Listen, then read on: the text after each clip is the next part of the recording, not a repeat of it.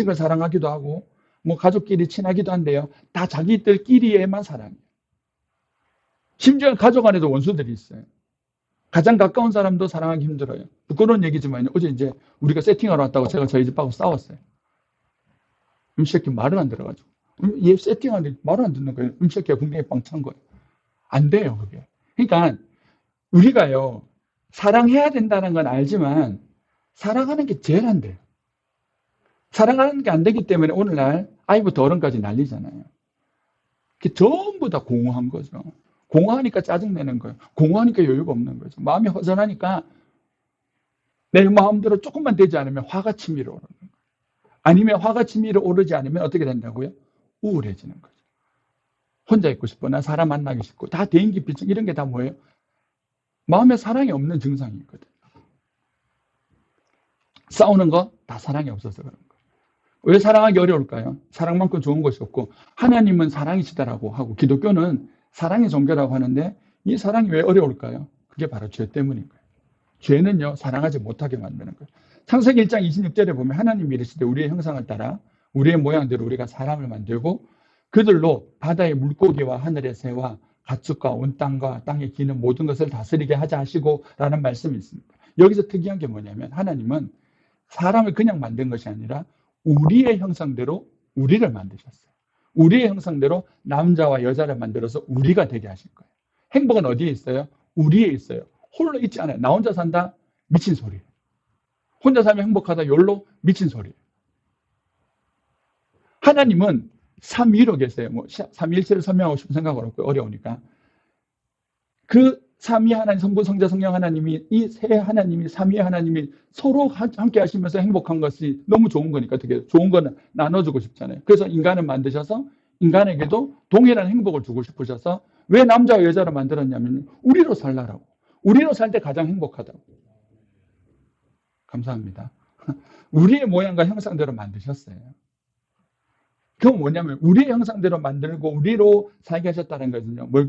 결국 뭐냐면 사랑으로 산다라는 거예요. 그게 원래 인간이었어요. 그래서 남자가 처음 여자를 보고 어떻게 했어요? 뼈살가라고 부르는데 이는 내 살 중에 살이요, 뼈 중에 뼈요. 보고 뿅 가는 거예요. 첫눈에 그냥 뿅 가가지고 행복했어요. 그런 사람들을 살도록 누가 주신 거예요? 하나님께서 해주셨고 남자 여자를 만드시면서 복을 주셨어요. 생육하고 번성하라. 생육은 사랑한다는 거죠. 사랑함으로 되어지는 거죠. 사랑할 때 행복할 수 있다라고 만들어 놓으신 것이 원래 인간의 모습이었어요. 하나님은 우리 속에 들어오셔서 하나님과 우리가 나와 하나님이 우리가 되게 하시고 또 옆에 남자와 여자가 우리가 되게 하셔서 모두가 우리가 되어서 사랑하며 사는 존재로 만드신 것이 태초에 만드셨던 인간의 모습이에요. 그런데요, 오늘날 어떻습니까? 인간의 특징이 뭐예요? 갈라치기잖아요. 갈라지는 거. 왜 그래 됐다고요? 죄 때문이에요. 마귀가 나타납니다. 창세기 3장 5절. 먹지 말라고 하는 선악과를 먹으래요. 먹으면 어떻게 된다고 얘기하냐면 너희가 그것을 먹는 날에는 너희 눈이 밝아져 하나님과 같이 되어 선악을 알 줄을 하나님이 아십니다. 무슨 말이냐면 야, 너도 하나님과 더불어 사는 것이 아니라 야, 네가 하나님이 되어서 독단적으로 살아볼지 않을래? 독립하지 않을래? 마치 나쁜 어른들이 청소년애들한테 꼬드겨가지고 집 나오게 하는 것처럼 집 나오라는 거예요. 하나님과 사는 것보다 너 혼자 사는 게 훨씬 더 나을 것 같아. 네가 하나님이 돼서 네가 마음대로 사는 게 더 좋지 않겠니? 그게 마귀의 말이었어요. 그래서 하나님을 벗어나라 했어요.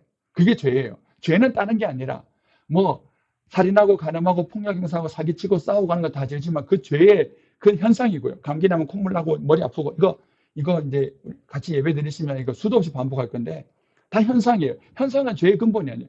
현상을 없애는 게 중요한 게 아니라 죄의 근본을 없애야 돼요. 죄의 근본은 뭐라고? 하나님과부터 분리해요. 하나님과 분리되니까 어떤 현상이 나타납니까? 하나님과 분리되고 나서 제일 먼저 나타나는 현상은요.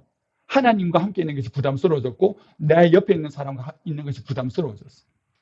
죄를 지었어요.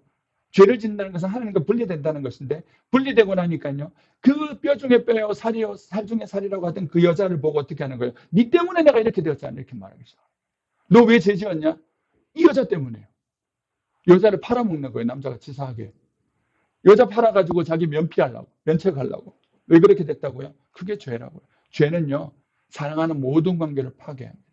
인류의 역사가 기록된 이후로 지구상에는요, 전쟁이 일어나지 않는 적이 단 하루도 없다라고 얘기합니다. 역사학자들이. 지금도 우크라이나하고 러시아가 전쟁한 지가 4년이 되었지만 그뿐만 아니라 인간은요, 끊임없이 싸웁니다. 함께가 안 돼요. We are the world. 이건 거짓말이에요. 안 돼요. 세상에는 이런 일이 있을 수가 없어요. 그 천조국이란 불리는 나라도요, 자기의 국익에 합하지 않으면 절대 움직이지 않아요. 그 기독교의 국가라고 불리던 미국조차도 자기에게 이롭지 않은 일은 하지 않아요. 그래서 그 나라가 미국 아십니까? 미국이 군사적 강대국이긴 하지만 미국이 세계 최대의 농업 국가라는 거예요. 모든 농산물이 미국에서 가장 많이 나는데요. 저기 빈민의 나라가 있고 기아의 허덕이나 나라가 있더라도 미국은 공짜로 음식 주지 않아요. 차라리 자기 나라 산에 뿌려버리지. 왜? 자기들 농가 망하는 거 안 돼. 자기들 농가 망하면 안 되니까. 자기들 농산물 가격이 폭락하면 안 되니까. 그 싸우는 게 인간의 역사인 거예요. 끊임없이 싸워요. 돈이 많으면 안 싸우겠습니까? 알잖아요. 돈 많은 집안 막 싸우는 거. 재산 분쟁하면서 막 거의 막장기 집안 되는 거 아시잖아요. 권력 있으면 안 싸워요. 여의도에서 맨날 보잖아요. 지 힘도 가지겠다고 끊임없이 지금도 싸우고 있는 사람들. 가족이 되면 안 싸울까요? 그럼 왜 이혼율이 세상 중에 2쌍이 이혼하는데? 우리나라가 그렇거든요. 결혼식에 딴딴딴딴 들어가가지고 행복하게 살겠다라고 그렇게 사진 찍고 다 해놓고 4, 5년 안에 헤어지는 커플이 5, 60%인데 왜 그런 일이 일어나요? 좋은 일 있으면 좋은 일 때문에 싸워요. 로또 맞으면요. 행복해야 되는데 로또 때문에 싸우죠. 나쁜 일 있으면 나쁜 일 또 서로 탓하면서 싸우죠. 인간의 생각이 더 커지면 커질수록요. 싸우는 거예요. 인간이 똑똑해졌어요. 산업이 발달했어요. 산업혁명이 일어났어요. 그 결과 나타난 게 뭔지 아세요? 1차 세계대전이에요. 웃기죠? 인간이 더 강해지면 강해질수록 인간은 평화를 추구하지 않아요. 싸워요. 다퉈요. 똑똑해지니까 더 이제는 죽일 방법들을 더 마련해서 싸우는 거예요.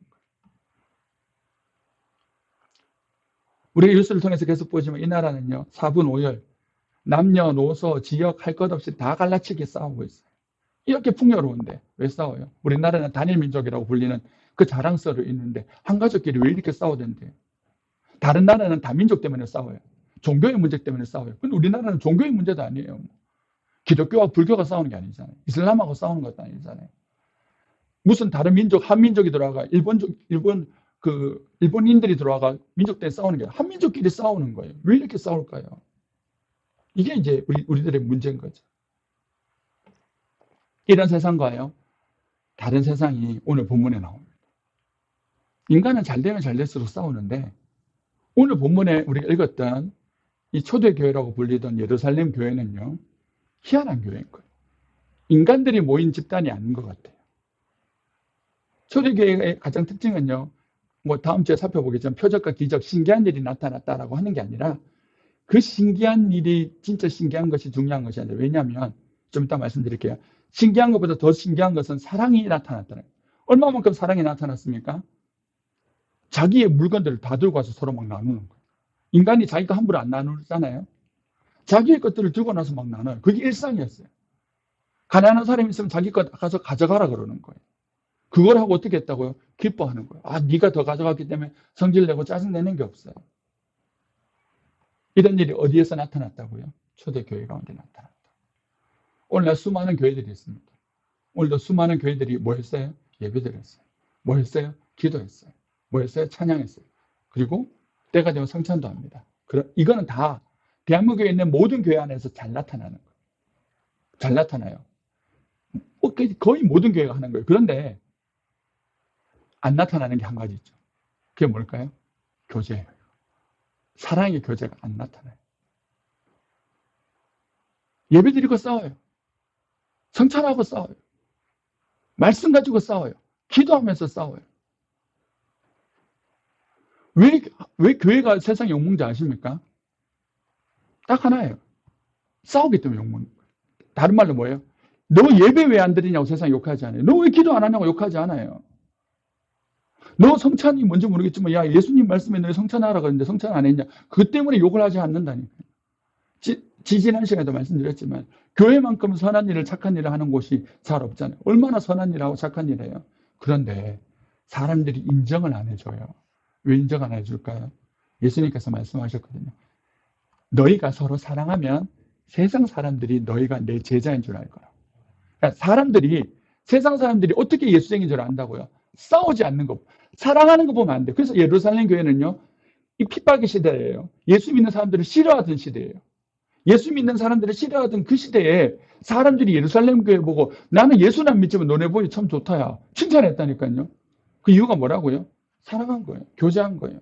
성도 간의 교제가 된 거예요. 그 교제가 자기들이 봐도 너무 부러운 거예요. 왜냐하면 세상은 어떻다고요? 싸우는 집단이니까. 늘 싸우고 욕심 부리고 아닌 척하고 하지만 늘 싸우는데 얘네들은 뭔가 퍼주면서 다 갖다 주면서도 갖다 주면서 갖다 주면서도 안 싸우네. 도대체 저 신기한 애들은 뭐냐? 왜? 싸워서 행복한 사람 없잖아요. 그러니까 싸우지 않는 것이 행복하게 보이니까 나중에 어떻게 돼요? 싸우지 않는 것을 배우기 위해서라도 교회 안으로 기어 들어오기 시작하는 거예요. 성도들끼리만 싸웁니까? 교회들끼리 싸우죠. 교회도 자기 교회밖에 모르잖아요. 우리 교회가 최고인 거예요. 내가 최고인 거예요. 목사는 목사가 최고, 성도는 성도가 최고, 장로는 장로가 최고. 이쪽 교회는 이쪽 교회가 최고, 저쪽 교회는 저쪽 교회가 최고. 그런 의미에서 저희가 물den동산교회 빌려 쓰지만 여기 이제 담임하시는 문 목사님 참 이렇게 존경스럽고 제 신대원 동기이긴 하지만 감사한 게 뭐냐면 어마어마하게 배려를 해주거든요. 심지어는 저 이번에 첫 번째 예배 드릴 때 그날 좀 추웠어요. 저는 이제 뭐 이렇게 설교하고 한다고 이게 처음에 음량 맞추는데 정신이 없었는데 나중에 와이프 만들어 보니까 여기 교회 보면 화장실 안에도 다 히터가 있거든요. 그거를 말도 안 했는데 그분이 다 틀어놓으셨어요. 혹시나 예배 시간에 누가 화장실 갈지도 모르는데 그 군데군데 추울까봐 우리는 그래도 남의 교회라도 눈치 보이게 안 틀었는데 복도부터 시작해 틀 수 있는 전력기를 다 틀고 가신 거예요. 춥다고. 그렇게까지 안 하셔도 됩니다. 그러니까. 그리고 여기 와서 뭐 저희 좀 쓰게 해드린다고 말도 안 했는데 이게 모니터 위치 바꾸고 막 작업을 하시는 거예요. 해달라 그랬어요? 아니요. 예수 잘 믿는 거는 결론적으로 말씀드리겠지만 다른 게 아니에요. 기도 많이 하는 거예요. 기도 많이 하는 사람 많아요. 성경 달달이 하는 사람도 많아요. 예배 365일 드는 사람도 있고 뭐 철학기도 하고 금식하는 사람 많아요. 예수 잘 믿는 건 다른 게 아니에요. 사랑하는 거예요. 사랑하는 게 제일 힘들다니까요. 제가 사랑하는 게 잘 안 된다. 여기 싸웠다니까요. 이게 왜 중요하냐면 보십시오. 많은 사람들이 저희도 마찬가지겠지만 무엇에 별로 신경 안 쓰냐면 말씀과 기도하고 뭐 성찬이니까 이건 자주 하는 게 아니고 좀 제껴놓고 말씀, 기도, 뭐 헌신, 봉사, 헌금 이런 것들은 되게 중요하게 생각합니다. 내가 잘하면 난 신앙에 문제가 없는 줄 알아요. 그런데 예수님은 그것까지 얘기 안 한다니까요. 우리가 뭘 점검 안 해요? 우리가 하나님께 말씀을 듣고 예배드리고 기도하는 것이 진짜 올바른 예수께로 가고 있는지 아닌지 점검 안 해요. 내가 했으니 됐지 뭐. 내가 예배드렸으니 됐지. 근데 그게 정말 성령 안에서 드린 것인지 다른 말로 하면 좀 더 심각하게 얘기하면 내가 드리는 예배를 하나님께서 받으셨는지 내가 말씀 보고 있는 것이 진짜 하나님께서 원하신 대로 내가 말씀을 보고 있는 건지 내가 기도하는 것이 정말 하나님께서 원하신 대로 예수님께서 원하신 대로 기도한 것인지 우리가 하나님께 이게 예수님을 기념해서 드리는 성찬이 정말 주님 안에서 온전히 되고 있는 것인지 아닌지를 점검해야 돼요. 그게 뭐예요? 그게 잘 되고 있다면 오늘 본문을 통해서 나타나는데 우리가 나누지만은 이것이 정말 하나님께서 원하시는 방향으로 잘 되고 있다면 반드시 뭐가 나타난다고요? 사랑의 교제가 나타나요. 왜요? 이 교제는 성도 간의 교제는요. 예수 그리스도가 아니면 절대 있을 수 없는 일이에요. 그러니까 뭐를 생각 못하냐면 이게 사랑하는 것이 이 초대교회 안에서 잘 나타났잖아요. 이 사랑하는 걸 통해서 결국 성령께서 역사하시는 것이 서로에게 맞다라고 증명하고 세상도 그것을 보고 교회 안으로 들어와요. 근데 오늘날 교회에서 제일 신경 안 쓰는 건 성도들이 저도 마찬가지겠지만 제일 신경 안 쓰는 건 뭐예요? 남을 미워하는 거 되게 쉽게 여겨요. 그럴 수 있지. 사람이 누가 저 꼬라지가 보기 싫으니까 미워하는 거지. 그게 웃기는 거라니까요. 그게 뭐라고요? 내가 예수 밖에 있다는 걸 보이는 증거라고 생각 못해요. 왜 증거 못할까요? 나 기도하잖아요. 예배 드리잖아요. 말씀 들었잖아요. 헌금했잖아요. 성경 몇 독 했잖아요. 철학기도 하고 금식기도 다 했잖아요. 그러니까 뭘 생각 안 하는 거예요? 내가 틀렸다고 생각 안 해요. 그게 문제인 거예요. 그러니까 저는 저는 무조건 이렇게 생각하는데 어떠한 이유에서든 예배 드리고 싸우는 거는 사탄적이라고 생각해요. 예배 드리고 네가 틀렸다 맞다. 1층, 2층 나눠 예배 드리면 싸우는 거요. 다 마귀적이에요. 다 틀린 거예요. 그건 옳은 게 아니에요. 누가 싸우면서 교회 지키래요. 죽어라 그랬지. 네가 남이 나를 죽이면 네가 죽어라 그랬지. 맞짱 떠가 싸우라 할 문제는 딱 하나밖에 없어요. 예수가 아니고 이단이 들어오면 이단하고는 싸워야지. 이단 빼놓고 싸울 문제가 교회 안에 없어요. 그건 진리가 아니라고요. 욕심이 욕심. 저희 집 애들 5명 있으니까 저희 집 애들 늘 하는 소리가 있거든요. 싸움은 왜 한다고요? 같으니까 하는 거예요. 똑같은 욕심 가지고 있으니까 싸우는 거지. 욕심이 다르면 네 해라 하면 끝나잖아요. 그러니까 저는 싸우는 사람도 똑같은 사람이라고 생각해요. 그 사람이 뭔 얘기를 하든 간에. 왜 우리 예수님은 안 싸웠어요? 싸울 만하면 예수님께서 싸울 만하지 않아요? 예수님 안 싸워요. 어떻게 하는 거예요? 예수님 죽어버리죠.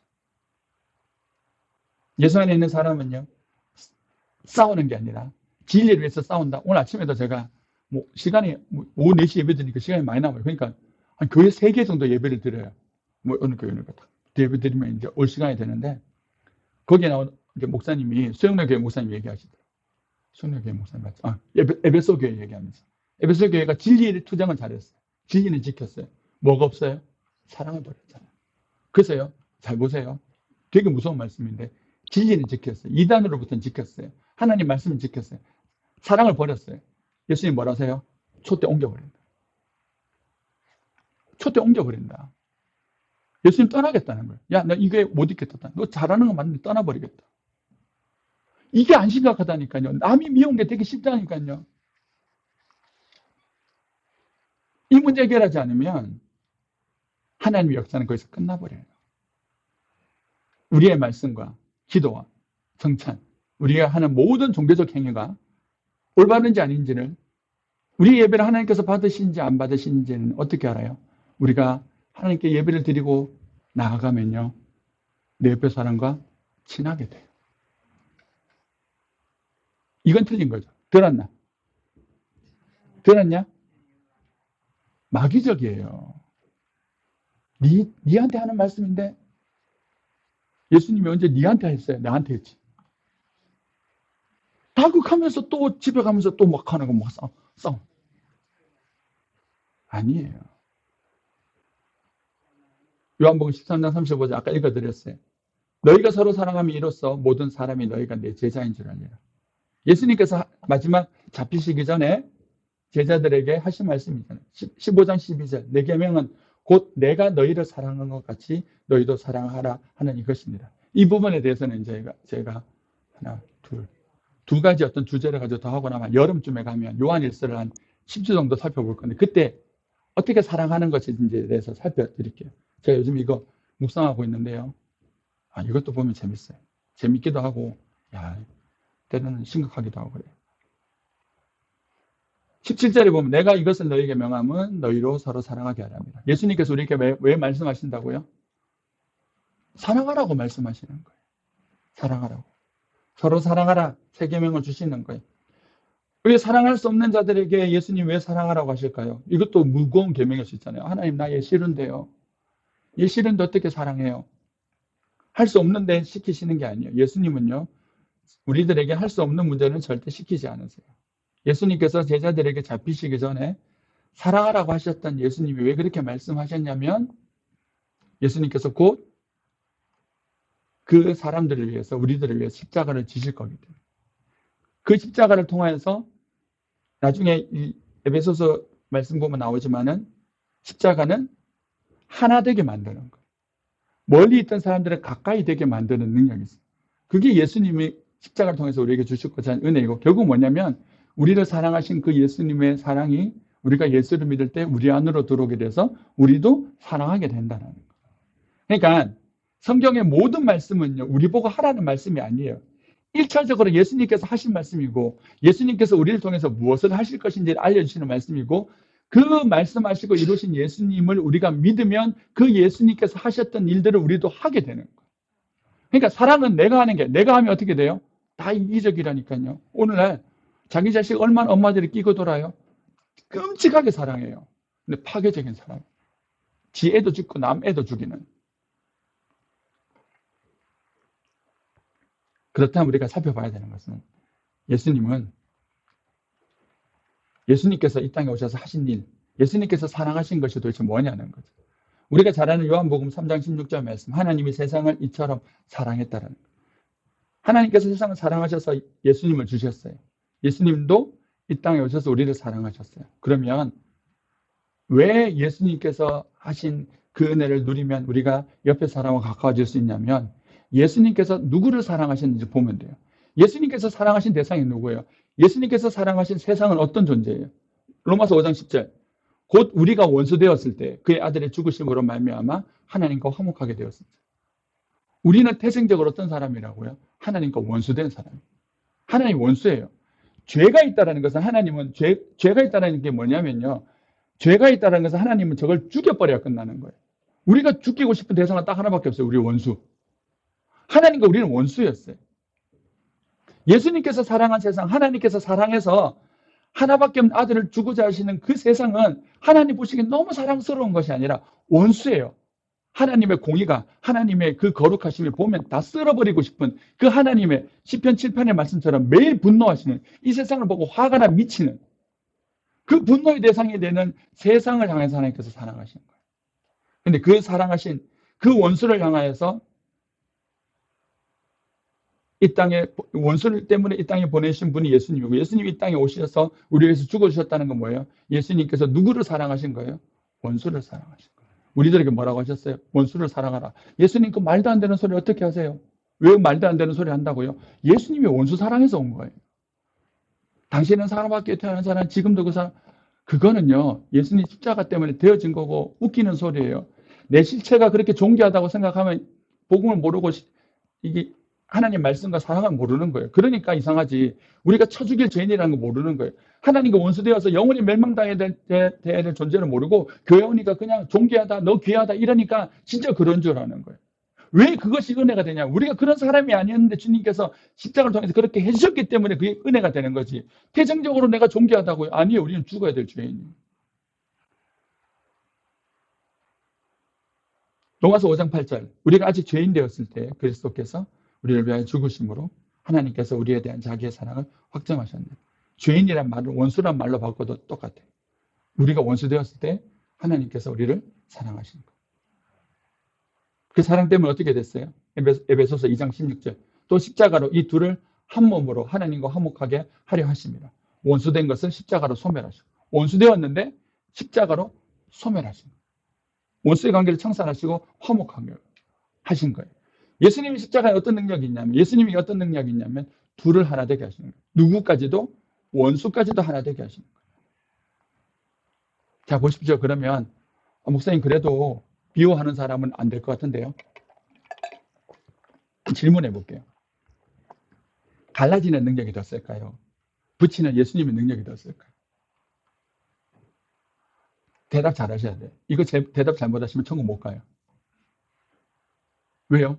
갈라지는 능력이 더 크다 싶으면 예수님과 하나님과 우리가 갈라져서 원수가 되었는데, 영원히 건너지 못할 강을 예수님 십자가로 붙여놨는데, 이 능력이 크지 않다라면요, 갈라진 능력이 더 크다면 우리는 천국 못 가요.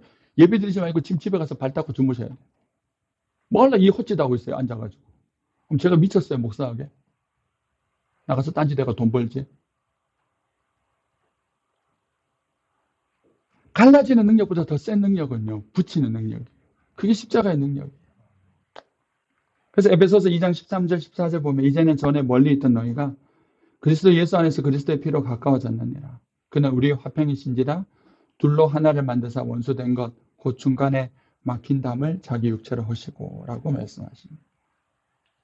이 에베소서의 말씀에 나오는 것은 뭐냐면요, 유대인들이 절대 가까울 수 없는 사람. 우리나라 사람이 일본 사람하고 친구 먹는 것보다 더 힘든 게 뭐예요? 이방인과 유대인들이 친구가 되는 거예요. 유대인들이 이방인을 개로 봤거든. 저런 것들은 사람이 아니라고 봤거든. 그 사람이 아닌 것과 친구가 됐어. 누구의 은혜 때문에요? 예수님의 은혜 때문에. 그래서 우리가 부른 찬송가처럼 나 이제 주님의 새 생명 얻으며 죄인도 원수도 어떻게 된다고요? 친구로 변한대요. 죄인이 있어요. 원수가 있어요, 내 눈앞에. 근데 예수님 때문에 변하는 거. 예수 믿는 사람 어떤 사람이에요? 예배드리고 기도하고 찬양하고 봉사하고 헌금 내고 선교하는 사람이 아니에요. 그거는 현상이에요. 예수 믿는 사람의 실제 근본은 사랑하는 거예요. 이 사랑하는 대상은 누구도 포함될까요? 내가 꼴보기 싫은 그 사람까지. 꼴보기 싫은 그 사람. 꼴보기 싫은 그 사람과 하나 될 수 없다라면 죄송한 소리인데 그 사람의 신앙도 별거 아니에요. 교회는 어떤 곳일까요? 교회는 예배 드리는 곳이에요. 맞아요. 기도하는 곳일까요? 맞아요. 하지만 그 기도와 예배를 통하여 사랑이 나타나지 않는다면 그 교회도 교회가 아니에요. 오늘날 교회가 욕을 먹는 이유가 뭐라고요? 예배, 기도, 성찬, 선교 착한 일 안 해서가 아니에요. 사랑하지 않기 때문이에요. 통영 안에 와보니까요. 여기는 거의 춘추전국 시대였대요. 늘 싸우고 갈라지고 늘 싸우고 갈라지고. 왜 그게 안 된다고요? 진짜 심각하게 생각해야 돼요. 예배를 안 드려서 아니에요. 기도도 드려 다 해요. 뭘 안 하는 거예요? 예수님 안에 거하지 않는 거예요. 예수님 안에 있으면 절대 흉내낼 수 없는 것이 사랑이에요. 다시 보십시오. 초대교회는요. 사랑하던 곳이에요. 그런데 이 사람들 사랑했는갑다 싶죠? 아니에요. 초대교회의 구성원들은요. 이랬습니다. 예수님을 따르던 제자 12명과 그리고 오순절 다락방에 있었던 120명. 그리고 나머지는요. 다 밖에서 들어온 사람들. 이 밖에서 들어온 사람들이 베드로의 설교를 듣고 3,000명, 5,000명이 회개를 하거든요. 이 사람들에게 베드로가 한 주제의 설교가 뭔지요? 너네가 얼마 전에 예수 죽였잖아. 너네 예수 싫다고 죽였던 사람들이잖아, 너네. 그럼 어떤 사람들이었어요? 원수였어요. 예루살렘을 구성하던 대부분은 3,000명, 5,000명이니까 남자만 3,000명, 5,000명이니까 일단 8,000명이죠. 거기다가 남자, 여자 따지면 예루살렘 교회는 거의 메가처치예요. 10,000명 이상 되는 큰 교회였을 수도 있어요. 근데 거기 대부분은 얼마 전까지 예수를 죽이는데 동조하고 예수를 핍박하던 사람들이었어요. 그들 때문에 지금 그들이 서로 친해서 뭐하고 있다고요? 서로의 걸 막 나누고 있다고요. 미친 짓을 한다고요.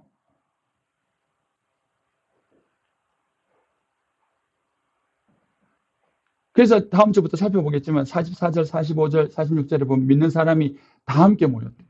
모든 물건을 서로 통용했대요. 재산과 소유를 팔았대요. 각자의 필요에 따라 나눠줬대요. 날마다 마음을 같이하여 성전을 모이기 힘썼대요. 같이 있는 것이 즐거운 거예요. 꼴보기 싫은 사람과 같이 있기를 좋아할까요? 근데 얼마 전까지 원수였던 그 사람들과 같이 있는 것이 이렇게 좋은 교회가 어느 교회였다면 초대교회였던 거예요. 핍박의 시대예요. 근데도 그들은요, 예수를 믿는다는 이유로 함께 모이면 욕을 먹는데도 불구하고 그들은 함께 모이는 것을 즐거워하고 서로를 섬기는 것을 즐거워했어요. 그것이 세상 사람들에게 칭찬을 듣는 이유가 되었어요. 다시 말씀드릴게요. 예수님께서 말씀하셨어요. 너희가 서로 사랑하면 세상이 너희가 내 제자인 줄 알리라. 성경 공부 많이 한 사람에게 제자라고 하지 않았어요. 우리의 신앙의 올바른 행동과 우리의 신앙이 좋으냐 나쁘냐는요. 다른 걸 통해 나타나지 않아요. 우리의 관계성이에요.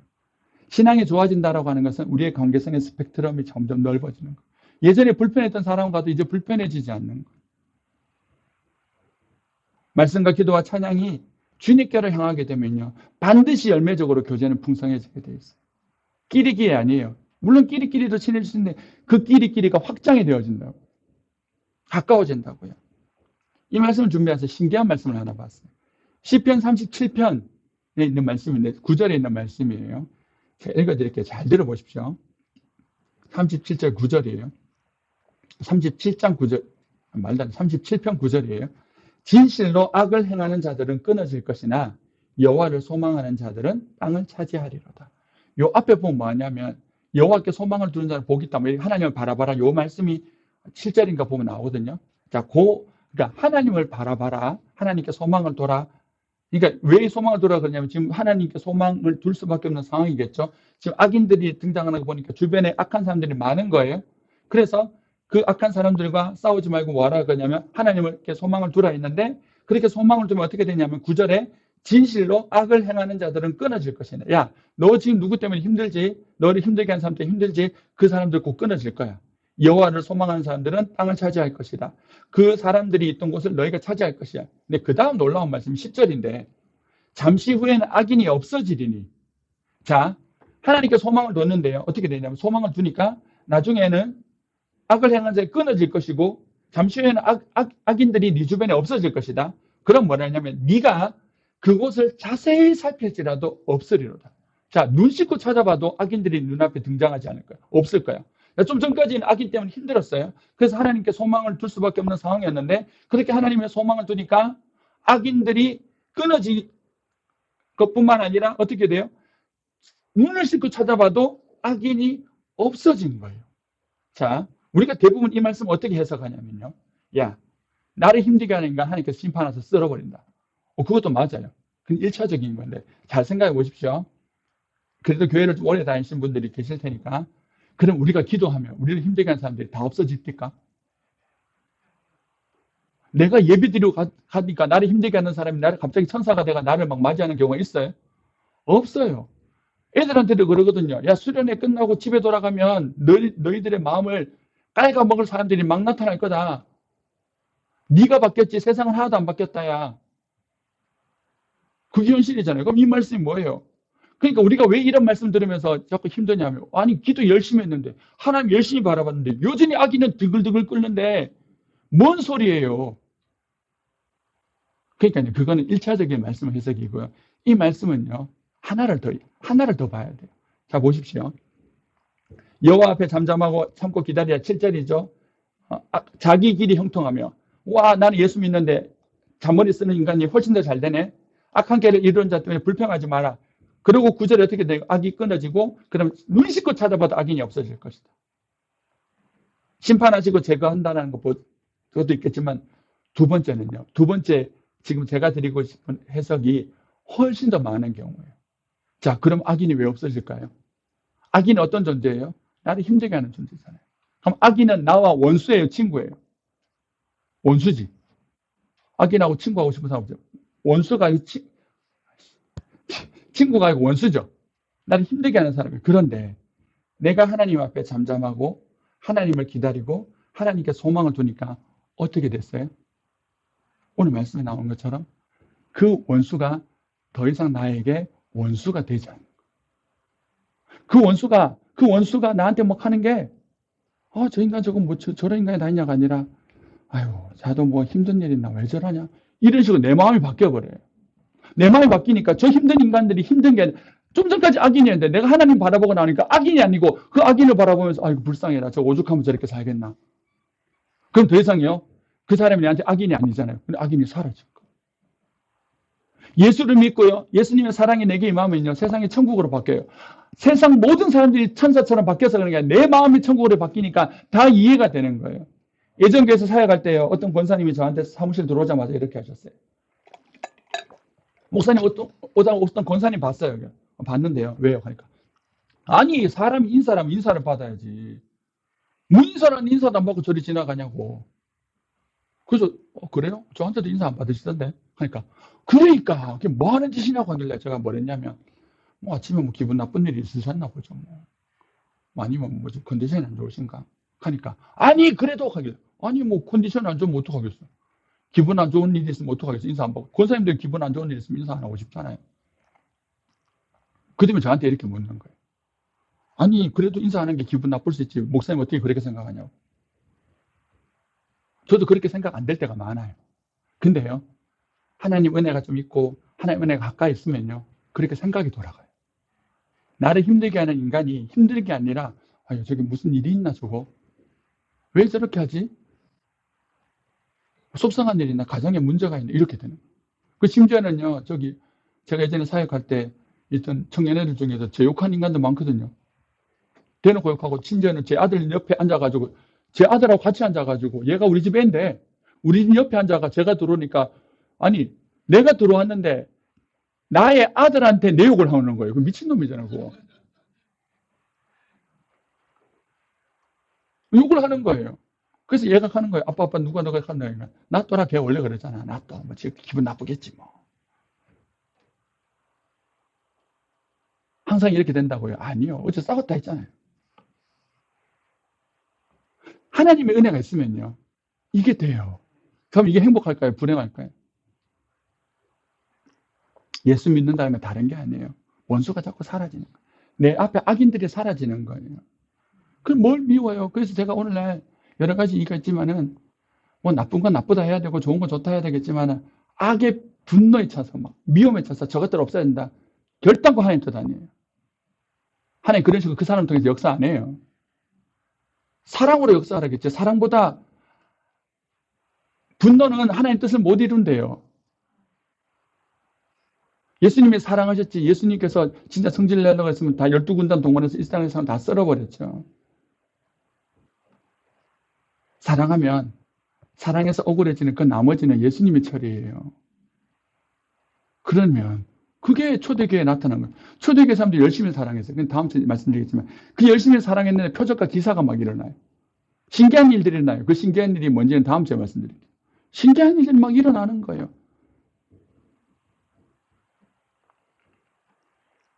자, 이제 설교 마무리할 텐데요. 지난 시간에 우리가 성찬을 나누다가 제가 한 주제가 있다고 그건 못 나누고 다음 주에 넘기다 했는데 그거예요. 자, 오늘도 성찬을 할 거지만요. 우리가 성찬의 문제도요. 보통 어떻게 접근하냐면 자, 고린도전서 11장 20절 이하 보면 성찬의 문제에 대해서 바울이 얘기하는 게 나옵니다. 그런즉 너희가 함께 모여서 주의 만찬을 먹을 수 없으니 이는 먹을 때에 각각 자기의 만찬을 먼저 갖다 먹으므로 어떤 사람은 시장하고 어떤 사람은 취함이라. 너희가 먹고 마실 집이 없느냐? 너희가 하나님의 교회를 업신여기고 빈궁한 자들을 부끄럽게 하느냐? 내가 너희에게 무슨 말을 하랴? 너희를 칭찬하랴? 이것으로 칭찬하지 않노라. 너희 지금 안 좋은 일을 하고 있다.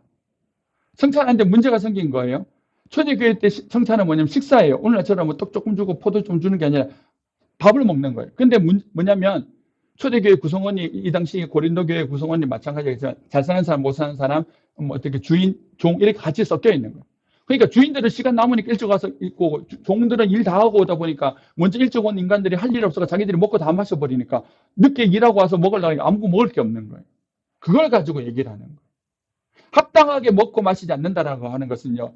보통 이제 목사님들이 성찬할 때 주의 잔을 어떻게 합당하게 먹지 않는 건 죄 짓는 거기 때문에 뭐 죄가 있으면 먹지 마라 하는 건데 그것도 맞는데 그보다 훨씬 더 근본적인 것은 뭐냐면 이 말씀에서 말하는 그것은요. 단지 네가 무슨 죄가 있으면 그것도 안 먹어야 되지만 말한 게 뭐냐면 상대방이 성찬할 수 있는 기회를 먼저 온 인간들이 박탈해 버린 거예요. 자, 먹는 것은 뭐예요? 생명이잖아요. 생명을 얻을 수 있는 기회를 박탈해 버린 거예요. 이 사람을 힘들게 만들어 버린 거예요. 그게 성찬을 합당하게 행하지 못한다라고 하는 거예요. 그러니까 27절, 28절, 29절 그러므로 누구든지 주의 떡이나 잔을 합당하게 먹고 마시지 않는 자는 주의 몸과 피에 대하여 죄를 짓는 것이니라. 사람이 자기를 살피고 그 후에야 이 떡을 먹고 이 잔을 마실지니 주의 몸을 분별하지 못하고 먹고 마시는 자는 자기의 죄를 먹고 마시는 것이라 했을 때 이 자기의 죄는 뭐냐면요. 형제를 배려하지 않는 죄예요. 형제를 사랑하지 않는 죄예요. 지 하나 배부르겠다고 지 편해 주겠다고 남을 기다려주지 않는 죄. 그게 성찬의 문제인 거예요. 이게 죄인 거예요. 단지 그냥 세상의 죄, 그것도 죄지만은, 그러니까 교회 안에서 바울은요, 뭘 심각하게 다룬다고요? 형제들끼리 서로 사이좋게 지내지 못하는 거. 근데 오늘날 이 죄는 되게 쉬워요. 뭐가 어렵습니까? 살인, 간음, 폭행, 사회적인 어떤 범법 행위들에 대해서는 되게 심각한데, 옆에 사람과 사이 안 좋아가 1년 가도 니하고는 내가 말 안 한다고 섞여있는 그거에 대해서는 절대 심각하게 생각하지 않아요. 단언컨대 그 사람 예배 하나님 안 받아요. 안 받는다니까요. 왜 안 받는지 제 말이 아니에요. 읽어드릴게요. 산상수훈에서 나오잖아요. 마태복음 5장 23절 그러므로 예물을 제단에 드리려다가 거기서 내 형제에게 원망 들을 만한 일이 있는 것이 생각나거든. 예물을 제단 앞에 두고 먼저 가서 형제와 화목하고 그 후에 와서 예물을 드리라. 자, 이 당시 제사는요. 1년에 3번이에요. 멀리 가서 와야 돼요. 멀리 가서 와야 되는데 딱 이제 몇 달 동안 와서 재물 드리려고 딱 성전에 와서 재물 드리려고 딱 했더니 옆에 애하고 싸웠더니 생각나네. 어떻게 하라고요? 가라고요. 지금이야 카톡이 있고 뭐가 있으니 되는데 가라고요. 예배 안 드려도 되니까 절기 안 지켜주니까 가서 화해부터 하고 와라.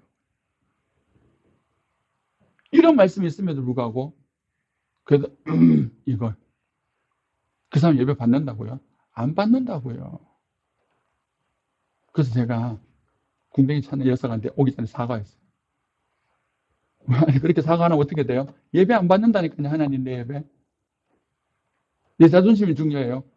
자존심이 뭐 중요하다고? 하나님 말씀이 더 중요해요. 예배보다 더 중요한 건 관계예요. 좀 더 말하자면 배려하고 섬기는 거. 복음은요. 관계성의 회복입니다. 예수님께서 자신의 살과 피를 나눠주셨다라고 하는 것은 생명을 나눠주셨다는 거예요. 우리를 배려하고 섬겨주셨다는 거예요. 그렇기 때문에요. 진짜 심각한 죄는 우리가 뭐 사회적인 범법 행위를 저질 일이 없잖아요. 근데 그것도 심각하지만 성경에서 보는 예수님께서 보시는 훨씬 더 심각한 죄는 내 옆에 형제를 미워하는 거예요. 내 옆에 사람과 화해하지 않는 거예요. 섬기지 않는 거예요. 그래서 제가 예전에 아줌마들은 자주 했는데 믿지 않는 남편이 있거든. 예배 드리는 것보다 집에 가서 밥하는 거 먼저 하세요. 애 챙기는 거 먼저 하세요. 밥은 누가 해도 해요. 교회 청소 누가 해도 돼요. 그게 먼저 중요한 거예요. 교회의 수준, 성도의 수준은 관계성의 수준입니다.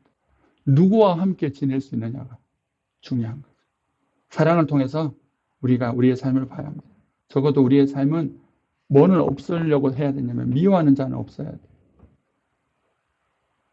요한일서 4장 12절 어느 때나 하나님을 본 사람이 없으되 만일 우리가 서로 사랑하면 하나님 우리 안에 계시고 그의 사랑이 우리 안에 온전히 이루어집니다. 16절 하나님 우리를 사랑하시는 사랑을 우리가 알고 믿었노니 하나님은 사랑이시라. 사랑 안에 거하는 자는 하나님 안에 거하고 하나님도 그의 안에 거하십니다. 하나님 우리 안에 거하신지 어떻게 안다고요? 서로 사랑하는 거예요. 우리의 교회는요. 예배도 열심히 드려야 되고 기도도 해야 돼요. 그리고 날마다 살펴야 돼요. 우리의 교회가 예배를 드리고 기도하고 하나님을 바라보는 것이 올바른 방향으로 가고 있는지 없는지. 그거 어떻게 한다고요? 옆에 사람과 어떤 관계를 맺고 있는지를 통해서 알 수 있는 거예요. 그러니까 우리가 드린 예배가 우리가 드린 찬양과 헌신이 하나님께서 받으실 만한 것이 된다면 어떻게 됩니까? 사랑하는 것이 많아지겠죠. 누가 들어오든지 간에 사랑하는 삶이 되겠죠.